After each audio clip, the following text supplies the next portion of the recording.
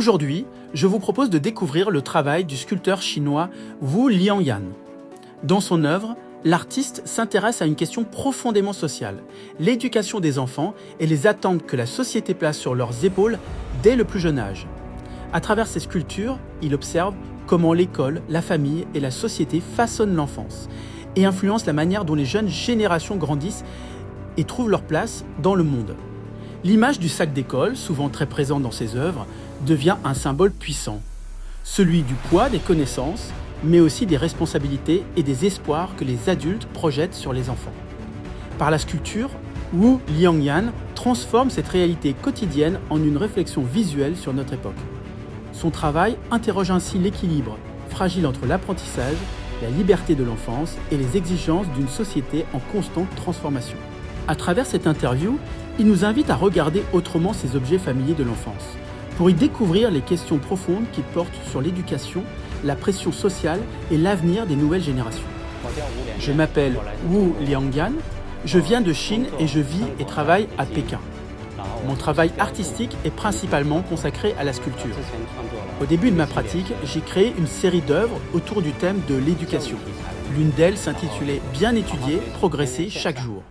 Dans ces sculptures, je me suis inspiré de l'enfance et du poids que les enfants portent très tôt dans leur vie.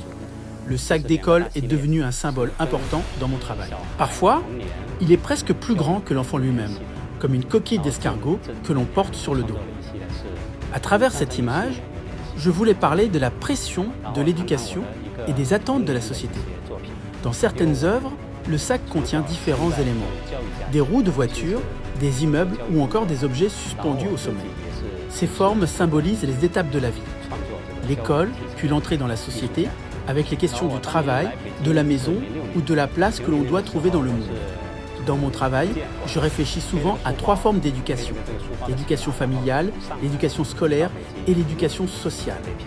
J'ai également créé une série consacrée à l'environnement, inspirée par l'idée d'harmonie entre l'être humain et la nature. Cette vision rappelle une pensée ancienne de la culture chinoise, celle de l'équilibre entre le ciel, la terre, les animaux et les hommes.